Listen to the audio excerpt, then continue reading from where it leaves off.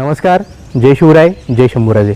आज मी तुम्हाला कोल्हापूर शहरातील पंचगंगा नदीच्या काठी असलेल्या पंचगंगा घाटावर घेऊन निघालेलो आहे। हा घाट अत्यंत प्राचीन, ऐतिहासिक आणि धार्मिक स्थळांनी परिपूर्ण आहे। महालक्ष्मी मंदिरापासून थोड्याच अंतरावर असलेला हा घाट 5 नद्यांच्या संगमाने मिळून बनलेला आहे, म्हणून ह्या घाटाला पंचगंगा घाट असे म्हटले जाते। कसाई, कुंभी, तुळशी, भोगावती आणि सरस्वती नदींचा संगम या ठिकाणी होतो। आणि सर्वात महत्त्वाची गोष्ट म्हणजे या घाटावर अनेक प्राचीन मंदिरे आहेत आणि त्या मंदिरापैकी काही मंदिरे नदीच्या पात्राच्या आतमध्ये आहेत। जेव्हा पावसाळ्यामध्ये ही नदी पूर्णपणे भरून वाहते तेव्हा ही मंदिरे 6 महिन्यापेक्षा जास्त कालावधीसाठी पाण्यामध्ये बुडून असतात। विचार करा, प्राचीन काळामध्ये कोणत्याही आधुनिक मशिनरी नव्हत्या, आधुनिक उपकरणे नव्हती, तरी सुद्धा ही मंदिरे काळ्या पाषाणामध्ये कशी बनवली आणि पाण्याच्या आतमध्ये एवढे वर्ष टिकून कशी आहेत हे देखील बघण्यासारखे आहे। त्यामुळे आपल्याला प्राचीन बांधकामाचे नमुने, प्राचीन बांधकामाची कला समजेल आणि राजश्री शाहू महाराजांच्या संबंधित वेदांत प्रकरण याच पंचगंगा घाटावर घडलेलं आहे। या घाटावर आल्यानंतर आपल्याला हिरवागार निसर्गाच्या सानिध्यामध्ये असलेला नदीचा प्रवाह बघायला मिळतो। जेव्हा आपण त्या नदीच्या पात्रामध्ये प्रवेश करतो तेव्हा मनाला एकदम शांती मिळते आणि मन एकदम प्रसन्न होतं। तर चला मित्रांनो, तुम्ही देखील माझ्यासोबत कोल्हापूर शहरामध्ये असलेल्या पंचगंगा घाटावर प्रवेश करा। नदीच्या पात्रात उतरून देवीचे दर्शन घ्या, इथे असलेल्या प्राचीन मंदिरामध्ये प्रवेश करून देवांची दर्शन घ्या आणि इथे हिरव्यागार निसर्गाचा सुंदर अनुभव करून घ्या। त्यामुळे तुमचे मन देखील प्रसन्न होईल आणि मनाला शांती देखील मिळेल। पंचगंगा घाटावर मी आता पोहोचलेलो आहे। हा परिसर तुम्हाला दिसत असेल, या ठिकाणी तुम्ही गाडी पार्क करू शकता। आता आपण सर्वप्रथम नदीच्या पात्रामध्ये जी मंदिरे आहेत त्या मंदिरांचे दर्शन घेऊया आणि ही मंदिरे पात्रामध्ये कशी टिकून आहेत हे मी सुरुवातीला तुम्हाला बोललो होतो, त्याचा शोध देखील आपल्याला आज घ्यायचा आहे। आणि पंचगंगा नदीच्या काठी आपल्याला वरच्या साईडला अनेक मोठमोठी झाडे देखील बघायला मिळतात। ही झाडे राजश्री शाहू महाराजांच्या काळातील असल्यामुळे झाडांचा आकार भरपूर मोठा आहे आणि या घाटावर भरपूर पर्यटक येतात। ते या ठिकाणी नदीच्या काठी स्नान करून आराम करून मग महालक्ष्मीच्या दर्शनासाठी जातात। त्यानंतर ज्योतिबा डोंगरावर जाऊन ज्योतिबा राजाचे दर्शन देखील घेतात। पंचगंगा नदीच्या पात्रामध्ये अनेक भक्त मंडळी स्नान करून आनंद घेतात। काही या ठिकाणी गुरे पाण्यामध्ये पाणी पिऊन स्नान करत आहेत। या ठिकाणी काही महिला वर्ग या पात्रामध्ये धुणं देखील धुत आहेत। आणि मी तुम्हाला म्हटलं होतं या नदीच्या पात्रामध्ये आपल्याला अनेक प्राचीन मंदिरे बघायला मिळतात। बघा, समोर तुम्हाला काळ्या पाषाणामध्ये बनवलेली ही प्राचीन मंदिरे बघायला मिळत असतील। या मंदिरांचे बांधकाम तळातून वरपर्यंत पूर्णपणे काळ्या दगडामध्ये केलेलं आहे आणि 6 महिन्यापेक्षा जास्त ही मंदिरे पाण्यामध्ये असतात। जेव्हा उन्हाळा येतो तेव्हा मंदिरे पाण्यातून पूर्णपणे निकामी होतात। बघा, मंदिराच्या समोर तुम्हाला हे दगडी खांब दिसत असतील। या खांबावर किती सुंदर नक्षीकला केलेली आहे। तिथपर्यंत जाण्यासाठी मार्ग नाही, नाहीतर मी त्या मंदिराच्या आणखी जवळ जाऊन तुम्हाला ही प्राचीन मंदिरे दाखवली असती। समोर तुम्हाला शिवाजी फूल दिसत असेल। कोल्हापूरमधील हा शिवाजी फूल आहे। हा जुना फूल आहे, त्याच्या पलीकडे नवीन फूल बांधलेलं आहे आणि या ठिकाणी अजून 2 मंदिरे पाण्यामध्ये आहेत, ती भरपूर दूरपर्यंत आहेत। आता आपण या साईडला असलेल्या प्राचीन डिकमळी बघूया। बघा, या दगडांच्या डिकमळी कशा आहेत बघा। या डिकमळीवरती जी नक्षीकला केलेली आहे ती अतिशय सुंदर आहे। हे सर्व बघितल्यानंतर आपल्याला प्राचीन बांधकाम किती सुंदर आणि मजबूत केले जात होते हे समजते। आणि या ठिकाणी अजून एक मोठे मंदिर पाण्यामध्ये आपल्याला बघायला मिळते। त्या मंदिरांचे जे खांब आहेत त्या खांबावर जी नक्षीकला केलेली आहे ती नक्षीकला बघून आश्चर्य वाटते, कारण प्राचीन काळामध्ये कोणत्याही आधुनिक मशिनरी नव्हत्या, आधुनिक उपकरणे नव्हती, तरीसुद्धा हे दगड कसे कोरले असतील, दगडांना सुंदर आकार कसा दिला असेल। या मंदिरांच्या आतमध्ये आपल्याला कोणत्या देवांची दर्शने होतात हे काय बघता येणार नाही। नदीच्या काठी आपल्याला जर कोण पंडित मिळाला तर त्याला आपण विचारू। आणि या मंदिराच्या वरती पंचगंगा नदीच्या काठाचा हा जो दगडी तटबंदी आहे, या ठिकाणी पण आपल्याला काही कलाकृती बघायला मिळतात। बघा, हे खांब बघा किती सुंदर नक्षी कामाने सजवलेले आहेत आणि आतमध्ये आपल्याला ह्या दगडावर कोरलेली नक्षीकला देखील बघायला मिळते। ही फुले बघून तुम्हाला वाटेल का ही दगडामध्ये कोरलेली आहेत? आणि या प्रवेशद्वारमधून आपण आणखी पुढे जातो तर आपल्याला या ठिकाणी अजून काही दगडांच्या मूर्त्या बघायला मिळतात। या ठिकाणी दगडी पादुका आहेत, शंभू महादेवाचा नंदी देखील आहे आणि या ठिकाणी काळभैरव राजाची मूर्ती देखील आहे। आणखी पुढे गेल्यानंतर आपल्याला या ठिकाणी शंभू महादेवाच्या 3 पिंडी देखील बघायला मिळतात। सध्या या ठिकाणी स्वच्छता नाही, या ठिकाणी नदीच्या पाण्यामुळे चिखल सुकून मातीमध्ये रूपांतर झालेलं आहे। माझी फॅमिली माझ्यासोबत आलेली आहे, आम्ही दोघे या पंचगंगा नदीच्या काठी आलेलो आहे आणि मी तुम्हाला म्हटलं होतं इथला निसर्ग हिरवागार आणि मनाला शांती मिळवून देणारा आहे। बघा, या ठिकाणी अजून एक प्राचीन मंदिर आपल्याला बघायला मिळते। ही सर्व मंदिरे अर्ध्यापेक्षा जास्त पाण्यामध्ये बुडलेली आहेत आणि ह्या मंदिराच्या वरती अजून एक आपल्याला मंदिर बघायला मिळते। हे मंदिर कदाचित शंभू महादेवाचं आहे, कदाचित नाही आहे। बघा, आता आपण या मंदिरामध्ये प्रवेश करूया आणि महादेवाचं दर्शन घेऊया। मंदिराच्या बाहेर हे दगडी खांब बघा किती मोठे आहेत, पण त्यांना जी नक्षीकला देऊन सजवलेले आहे हे बघून आपल्याला खूप छान वाटतं। महादेवाच्या पिंडीच्या समोर आपल्याला हा नंदी देखील बघायला मिळतो आणि हे दगडी बांधकाम बघितल्यानंतर तुम्हाला वाटेल हे बांधकाम सध्याचे असावे, पण ह्या बांधकामाला बांधून अनेक वर्ष होऊन गेली तरीसुद्धा काळे दगड आहे तसे उभे आहेत, दगडांना कोणतीही विजा पोचलेली नाही। त्यामुळे आपल्याला हे सर्व बघायला मिळते। शंभू महादेवाचं दर्शन घ्या।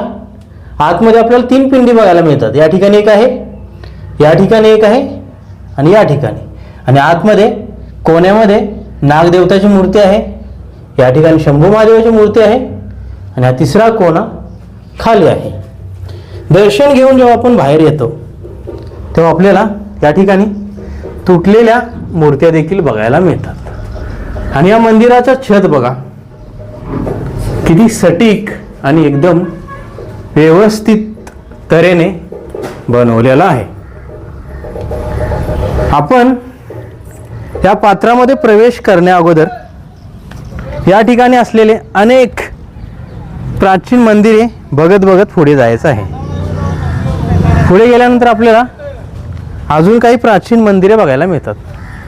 बघा, या ठिकाणी पण एक मंदिर आहे आणि या मंदिराच्या साईडला आणखी एक मंदिर आपल्याला बघायला मिळते। बघू शकता तुम्ही, या ठिकाणी पण एक मंदिर आहे। हे देखील मंदिर आता बघितलेल्या मंदिरासारखे सेम टू सेम आहे आणि हे पण शंभू महादेवाचं मंदिर आहे। आता आपण पुढे आणखी जाऊन बघूया या नदीच्या पात्रामध्ये अजून आपल्याला काय बघायला मिळते। बघा, सरकारने या पंचगंगा नदीकडे लक्ष दिले पाहिजे। या मंदिराची स्वच्छता, या नदीची स्वच्छता ठेवली पाहिजे, कारण या नदीच्या पात्रामध्ये भरपूर कचरा आहे। हे शासनाने लक्ष देऊन साफ केले पाहिजे।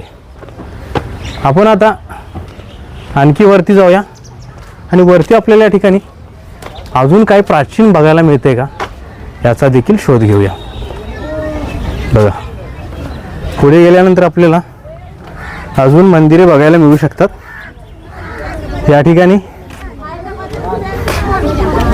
भरपूर भाविक आलेले आहेत पंचगंगा तीर्थाचे दर्शन घेण्यासाठी.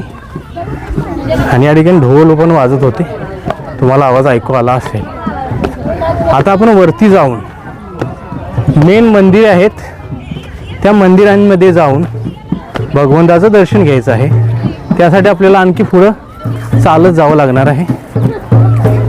बघा किती सुंदर हा परिसर आहे, हिरवीगार झाडे आणि सकाळी सकाळी या नदीच्या पात्रामधून जी हवा पुढे येते ती हिरवीगार आणि एकदम स्वच्छ आहे. आता आपण पुढे जाऊन एक 2 मोठी मंदिरे आपल्याला बघायला मिळतात, त्या मंदिरांचे दर्शन घेऊया आणि ही मंदिरे कशी बांधलेली आहेत हे देखील समजून घेऊया. बघा, या ठिकाणी मंदिराच्या बाहेर आपल्याला प्राचीन डिकमळी बघायला मिळतात. सुंदर तऱ्हेने बनवलेल्या ह्या डिकमळी आहेत. या ठिकाणी सफाई कर्मचारी सफाई करून परिसर एकदम स्वच्छ आणि क्लीन ठेवत आहेत. आता आपण मंदिरामध्ये जाण्या अगोदर हा मंदिर परिसर बघूया. श्री सिद्धेश्वर महाराज समाधी मंदिर आहे हे. मंदिरामध्ये आतमध्ये प्रवेश सध्या तरी नाही असं मला वाटत आहे, त्यामुळे बाहेरूनच हे मंदिर आपण बघूया. आतमध्ये प्रवेश नाही, प्रवेशद्वार बंद आहे. आता आपण ह्या भिंतीच्या पलीकडे असलेले अजून एक प्राचीन मंदिर आहे ते बघूया. मित्रांनो, मी तुम्हाला मेन मंदिराविषयी सांगितलं होतं, पण ह्या मंदिरामध्ये आतमध्ये सध्या प्रवेशद्वार बंद आहे. मंदिराचे बांधकाम मेंटेनन्स चालू असल्यामुळे ते सर्व बंद आहे. तुम्ही बघू शकता आतमध्ये अनेक प्राचीन मंदिरे, प्राचीन वास्तू आणि ह्या डिकमळी आपल्याला बघायला मिळतात. मंदिराचा कळस आणि मंदिर पूर्णपणे दगडी बांधकाम बांधलेले आहे. आतमध्ये तुम्हाला जी माणसं दिसत असतील ते कामगार आहेत आणि या ठिकाणी एक बोर्ड पण लावलेला आहे. सध्या मंदिर परिसर आणि मंदिराचे बांधकाम चालू असल्यामुळे आतमध्ये प्रवेश नाही. फक्त महाशिवरात्रीला आतमध्ये प्रवेश दिला होता, त्यामुळे आपल्याला आता बाहेरूनच हे मंदिर आणि हा मंदिर परिसर बघावा लागत आहे. पंचगंगा नदीच्या काठावरती मी तुम्हाला असलेली प्राचीन सर्व मंदिरे दाखवली. आता मी तुम्हाला दाखवतो हा परिसर तुम्हाला दिसत असेल. या ठिकाणी रोज सायंकाळी पंचगंगा देवीची आरती होते. म्हणजे हा पंचगंगा घाट आहे. या घाटावर तुम्ही सायंकाळी कधी आला तर तुम्हाला या ठिकाणी आरती झालेली बघायला मिळेल. आणि या आरतीच्या ठिकाणी आणखी एक शंभू महादेवाचं मंदिर आणि शंभू महादेवाची पिंड आपल्याला बघायला मिळते. हे आता आपण जवळून बघून देवाचं दर्शन घेऊया. मी आता ज्या ठिकाणी उभा आहे या आरतीचे ठिकाण मी तुम्हाला दाखवलं होतं, तरी देखील एकदम क्लिअर तुम्हाला हे ठिकाण दाखवतो. आणि या ठिकाणी शंभू महादेवाची पिंड आहे. ही पिंड खूप जुनी आणि प्राचीन आहे, तुम्ही दर्शन घेऊ शकता. आणि शंभू महादेवाच्या पिंडीच्या वरती आपल्याला या छोट्या मंदिरामध्ये गणपती बाप्पाचे देखील दर्शन होते. ओम श्री गणजाय नमः, ओम श्री गणपते नमः, ओम श्री हेरंबाय नमः, ओम श्री गणपती बाप्पा मोरया. त्या पंचगंगा घाटावरती आपल्याला एक औंदुंबर वडाचे झाड देखील बघायला मिळते. त्या झाडाच्या खाली आपल्याला महादेवाची पिंड आणि काही पाषाण देखील बघायला मिळते. तुम्ही दर्शन घ्या, मी दर्शन घेतलेलं आहे. बघा, शांतमय ठिकाणी हे झाड उगवलेलं आहे. त्या ठिकाणी दत्त स्वरूपात आपल्याला दर्शन होते. ओम नमः शिवाय, सामू सदाशिव. या पंचगंगा घाटावरती या ठिकाणी सातीआसरा देवींची स्थापना करण्यासाठी या ठिकाणावरून 5 घागरी घेऊन देवीच्या ठिकाणी गेले जाते. या ठिकाणी हे वादक मंडळी एकदम जोरात